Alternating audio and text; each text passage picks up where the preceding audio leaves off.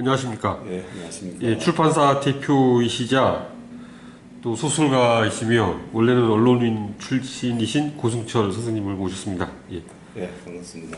예. 지금 현재 책을 몇 권을 내셨습니까? 장편 소설은 4권 냈습니다. 그 전에 언론 관련 서적도 여러 권 내서 10여 권 됩니다. 예. 사실 소설가가 되겠다는 꿈을 갖고 있는 사람들이 많기 때문에요. 예. 어떤 또 기자가 되고 싶다는 또 청소년이나 뭐 대학생도 많으니까요. 그런 이 두 분야 직업 분야에 대해서 좋은 조언을 하실 수 있을 것 같습니다. 예, 감사합니다. 근데 소설을 쓴다는 게 특히 언론인 출신으로서 소설을 쓴다는 게 어떤 의미를 갖고 있습니까?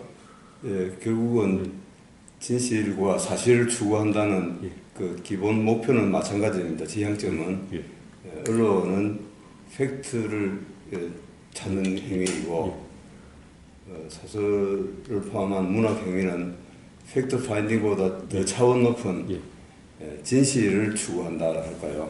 그래서 지향점은 마찬가지지만 문학이 상상력을 바탕으로 하여 훨씬 광범위한 그 스케일을 갖고 있다고 봅니다.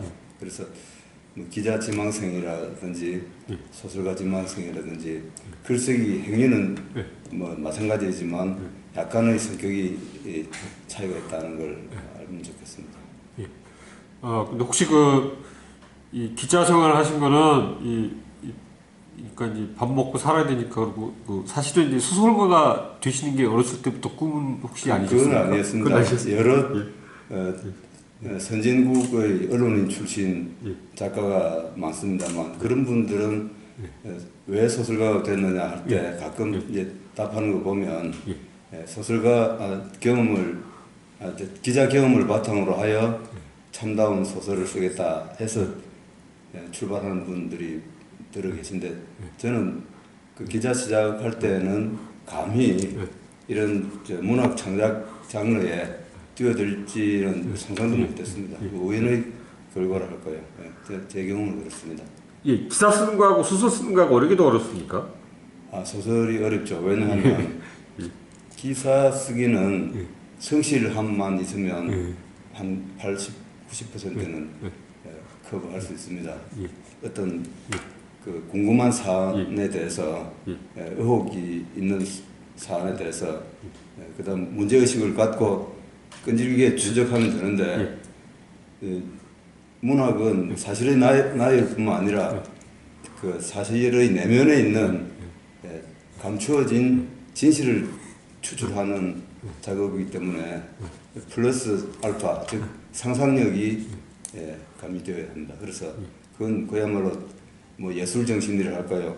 시대를 고민하는 문제의식이랄까요? 그 농도가 기사 쓰기보다는 훨씬 더 강한 게 아닌가 생각합니다. 제가 어떤 소설가가 되려는 분들에 위해서 만들어진 그 매뉴얼을 보니까요. 그러니까 인물들을 잘 만들면 된다. 그래서 인물들을 만들어 놓으면은 이 극 중에 인물들이 자기들끼리 스토리를 만든다. 그러니까 이제 작가는 그 스토리를 그냥 받아 적기만 하면 된다. 그래서 약간 좀 황당한 얘기 같기도 하고요. 그렇습니까? 예, 그렇습니다. 왜냐하면 특히 이제 소설은 이제 중심 인물 성격 캐릭터를 창조하는 게 작가의 거의 80 내지 90% 역할이라고 보면 되겠습니다. 그러니까 그 시대 상황이나 역사적 맥락이나 독자들이 요구하는 적절한 인물, 그러니까 세르반테스가 돈키호테를 라는 인물을 이제 창조한 거겠죠. 그러니까 그 시대에 그 비슷한 성격을 가진 인물이 실제로 있었는지는 모르겠으나 그 중세 몰락한 기사 뭐 이런 사람이 그 시대를 어떤 식으로 반영하는가 그걸 이제 작가가 포착한 것이겠죠. 그래서 좋은 인물을 창조하는 게 결국 좋은 소설을 창작한다 이렇게 등가가 성립이 되겠습니다. 그리고 아까 말씀하신 대로 주된 작중 인물이 있고 주인공과 그다음 조연 역할 하는 인물, 엑스트라 이런 사람을 이제 만들어 놓으면 작가가 모르게 자기들끼리 이제 대화하는 게 거의 뭐 환청 비슷하게 들린다 할까. 그게 작가의 작품 속에 들어간 빙의 정도가 그렇게 작용한다고 봅니다. 이 기자 생활을 하시면서 이 수많은 이제 인간 군상을 만나셔가지고 그게 이제 소설 작법에 도움이 됩니까? 아, 그렇습니다. 왜냐하면 흔히 한국에서는 기자 직업이 거지부터 대통령까지 만났다라고 하지 않습니까? 그러니까 그 좀 독특한 직업 특성이죠. 실제로 뭐 대통령도 저도 기자하면서 뭐 한국 대통령뿐만 아니라 외국 대통령도 만나기도 하고 또 남대문 시장 뭐 거지부터 뭐 온갖 인간 군상을 만나는데 그런 인물들을 만난 게 소설 작중 인물을 만드는데 큰 도움이 됩니다. 그리고 또 이제 모든 소설은 이 자전적이라는 얘기도 있는데요. 이 고승철 작가님의 그 소설도 그렇습니까? 꼭 그렇지는 않습니다. 왜냐면 저는 관찰자로서의 직업인으로 오래 활동했기 때문에 다른 인물들이 어떻게 활동하는지 그걸 주로 이제 관찰하고 그 인물의 특성을 추출해서 작중 인물을 배치해서 이제 제가 이 작중 인물에 포함되어서 등장하는 작품은 거의 없습니다. 물론 뭐 비슷한 양상으로 가끔씩 투영되기는 하겠죠.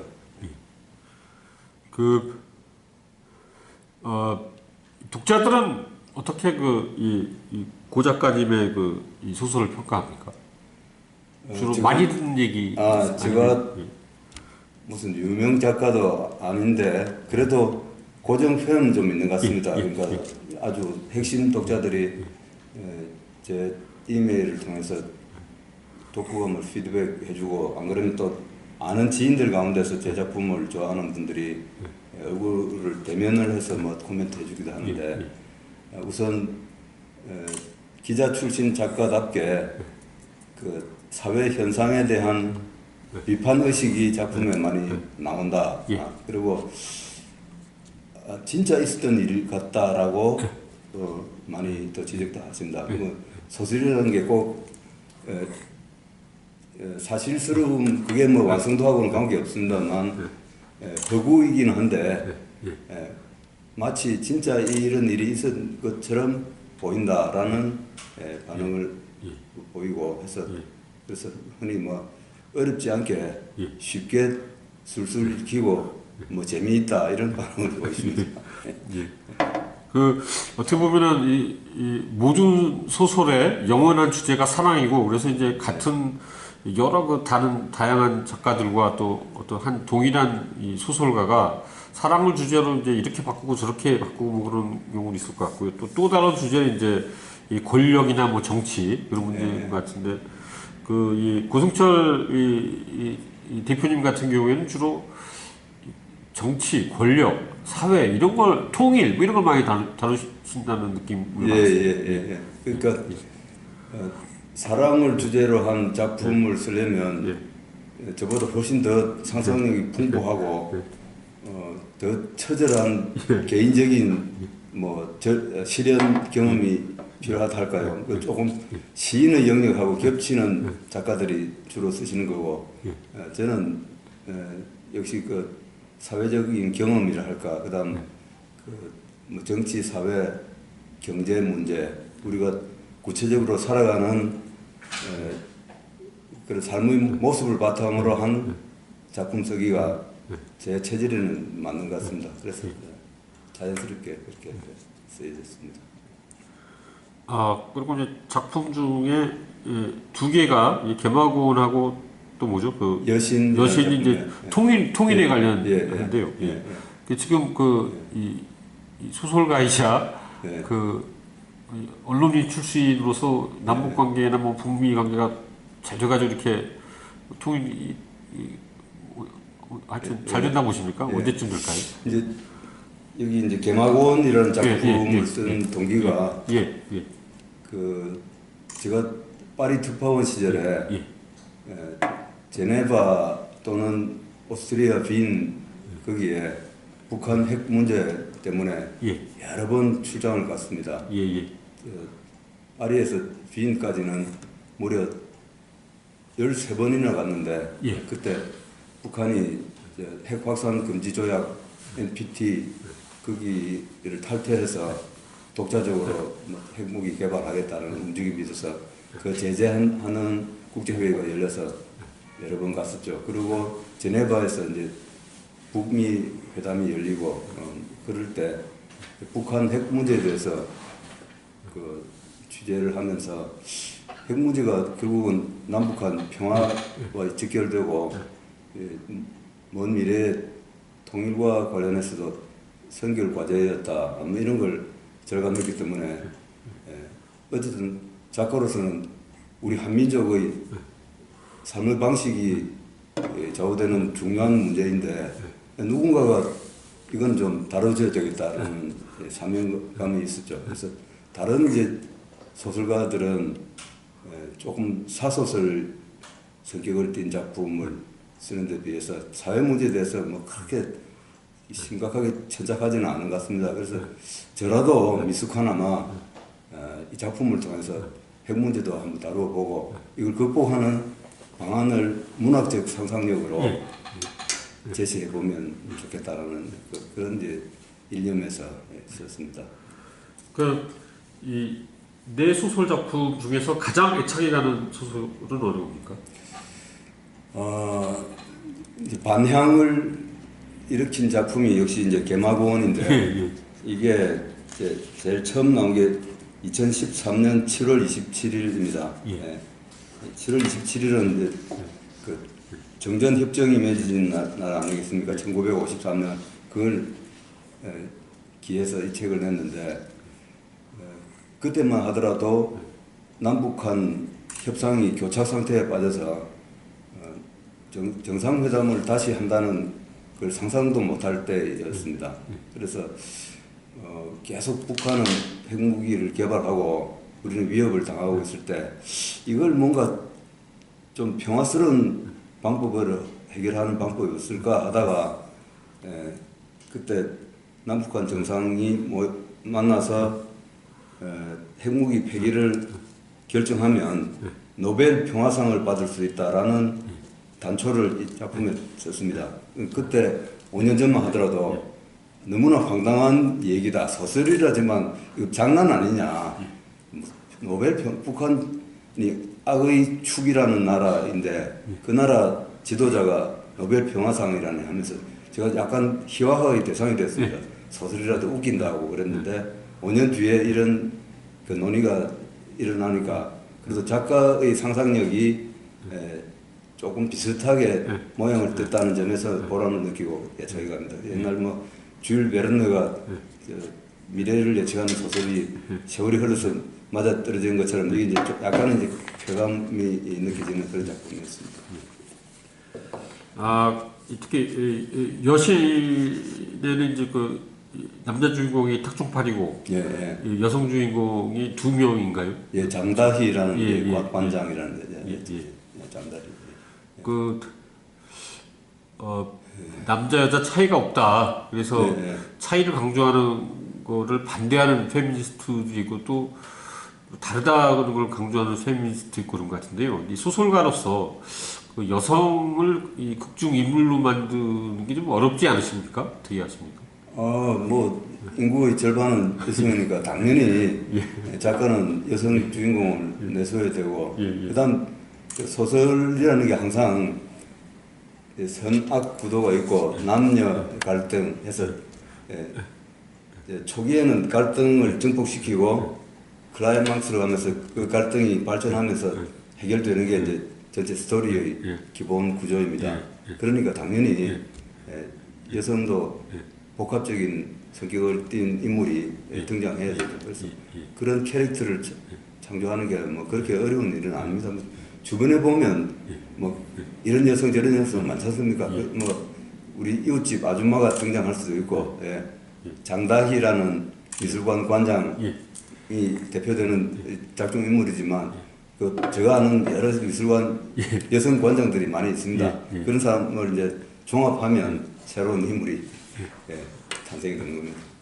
그래서 이 복수의 그 모델이 있었는데 그분들이 다 이게 잔다이는 나다라고 서로 주장하시는 일은 없습니까? 네, 그 농담 비슷하게 그런 말을 하시는 분이 있습니다. 그러니까 그분이 N분은 1로 들어가고 N분의 1로 들어갔어요. N분은 1로 들어가고 그래서 저는 이제 그 은빛 까마귀 여기도 저소득층 그다음 학력이 낮은 사람이 본인의 노력으로 부상 지식인층으로 부상하는 인물이 많이 나오는데 여신도 그렇습니다만 여기 겸하고원도 흑수저 출신이 자기 그 사회적인 여러 모순적인 상황을 극복하고 개인이 노력해서 상층부로 올라가는 그런 인물을 많이 그렸습니다만 그런 인물들을 숱하게 봤습니다. 그러니까 이 창조하신 인물 중에서 가장 애착이 가는 인물은 누굽니까? 가장 애착 가는 인물은 그 여신에 나오는 장다희라는 분인데 제대로 교육을 못 받았지만 이탈리아어를 그 오페라 아리아를 배우면서 거의 완벽하게 습득하여 또 미술 공부도 하고 해서 뒤에 이제 그 미술관 관장이 되고 더 큰 임무를 할 수 있는 그 사람인 것으로 묘사됐다는 점에서 그 소설 소재필은요. 그 이제 소설보다는 어떻게 보면 그 전기에 가까운 작품 아닙니까? 네, 그렇습니다. 그러니까 일단 그 원래는 제가 서재필 인물에 대한 평전을 쓰려고 평전을 쓰려고 자료를 모았는데 나중에 보니까 그 이정식 교수님 미국 펜실베니아 대학이죠. 그분이 쓴 서재필 평전을 보고 그걸 능가하기는 어렵다 그런 판단에서 차라리 그 사료로서 다 커버하지 못한 그 부분을 소설적 상상력으로 메우고 해서 좀 더 입체적인 인물을 그려보려고 소설을 썼습니다. 그러면 소재필에서는 그러면 픽션이 몇 프로 정도 됩니까? 거의 다 사실 없습니까? 제 보기로는 한 80% 정도, 나머지 한 20%가 지어낸 얘기고요. 그리고 소설을 쓰면서 그 역사학자가 밝히지 못한 새로운 역사적 사실도 제가 좀 밝혀냈는데 예를 들어서 한국에서 야구를 최초로 도입한 사람인데 YMCA 뭐 야구단이 뭐 했다 하는데 서재필 선생이 1895년 12월에 들어오면서 야구 배트하고 글러브를 갖고 옵니다. 그게 그 사진에 나와 있더만요. 그래서 1896년에 야구를 처음 한국으로 이렇게 전해져 그걸 이제 어느 스포츠 사학자가 칼럼을 썼더만 소설을 보니 YMCA가 아니고 서재필 박사가 야구를 최초로 도입했다. 한국 야구사를 다시 써야 되겠다라고 어떤 분이 제 소설을 보고 그걸 인용한 걸 보고 그것도 보람을 느꼈습니다. 그러니까 모든 인물에 대해서 그 깎아내리려는 사람들도 있는데요. 그러니까 이제 또 어떤 경우는 또 깎아내려야 되는 경우도 있고요. 그러니까 서재필 박사에 대해서는 이 한국에 있지 않고 한국보다 그러니까 이제 그 독립하고 이제 아주 광복을 맞고 이제 어지러운 나라인데 이렇게 미국 시민권이 더 좋아서 간 그런 사람입니다. 그리고 이제 양반이 또 이름을 뭐 필립 제이슨인가요? 왜 서재필이라는 이름 안 쓰고 새로운 이름을 썼을까? 그런 두 가지 제가 어디선가 읽고 좀 의문을 갖고 있었습니다. 그 서재필에 대해서 긍정적으로 보는 사람은 국내 뭐 사학자 중에서 뭐 거의 없습니다. 거의 대부분이 한 90% 95%가 서재필은 차라리 미국 시민이고 미국의 이익을 위해서 일하는 사람이지 한국인이 아니다라고 깎아내리고 특히 그 제야 사학자 이희화 선생 같은 분은 서재필에 대해서 아주 맹비난하는 글을 많이 쓰셨더만요. 저도 한번 이화 선생하고 만났는데 제가 서재필 소설 썼다니까 이거 뭘 그렇게 서재필이라는 인물을 높이 평가하느냐고 막 저한테 면박을 주시더만요. 이제 그럴 수밖에 없는 게 서재필을 옹호하는 후진이 없다는 거. 그리고 자기 직계 자손들은 다 뭐 죽거나 처형당하거나 했으니까 그렇고 그다음 특히 이제 구한 말에 그 서재필이 미국에서 의사 면허증 받고 귀국한 직후에 독립 신문 만들고 할 때도 서재필은 시기의 대상이 되었다라는 점이 강합니다. 그러니까 거의 문무 양분문에서 천재적인 재능을 가졌으니까 그때 그 경화 자제들 잘 나가는 서울의 사대부 뭐 이런 사람들조차도 서재필을 하면 경원시 되고 잘난 체 하는 그 건방진 사람 이렇게 봅니다. 그러니까 좋게 말한 사람이 별로 없었죠. 그래서 부정적인 평가가 많은 것 같습니다. 이 소설 속의 그 주인공들의 이름하고요. 이 소설 제목 지으실 때 어떻게 하십니까? 굉장히 그것도 굉장히 쉽지 않을 것 같은데요. 예. 그 전반적으로 소설 제목은 한번 듣고 기억하기 좋을 만큼 이제 간단 명료해야 되는데요. 그래서 그 보통 가제를 대여섯 개 지어서 주변 분들한테 많이 물어봅니다. 그래서 그런 여러 사람의 공동 노력의 끝에 제목이 탄생됩니다. 그러니까 이제 등단 제도가 거의 유명무실한 데도 있고 한국은 좀 어디로 이 등단을 해야 되는데 어떻게 보십니까? 그런 작가가 되는 과정이 이제 흔히 이제 한국 소설의 위기라 할까요? 문학의 위기라 할까요? 그걸 논의할 때 한국의 등단 제도 문제점이 많이 지적됩니다. 대부분 경우 한국의 문인들은 신문의 신춘 문예를 통하거나 그러면 유력 문예 잡지 추천을 통해서 나오는데 그러다 보니까 소설의 경우에는 신춘 문예 소설이라는 게 단편 소설이니까 흔히 신춘 문예용 소설을 쓴다 할 정도로 그래서 특히 이제 문예 창작과를 가진 대학은 그걸 갖고 학교 평가 대상이 됩니다. 무슨 대학 문예창작과 문예창작과 그래서 신춘문예에 당선이 될 만한 전형적인 작품을 쓰는데 학생들이 몰두한다 하더만요. 그러니까 한 원고지 8, 90회 되는 단편 소설 그거 쓰는 틀에서 못 벗어나니까 등단하더라도 그 뒤에 대형 작가가 되지 못하는 경우가 많다. 그러니까 문학성에 천착하다 보니 대중성을 잃었다 할까요?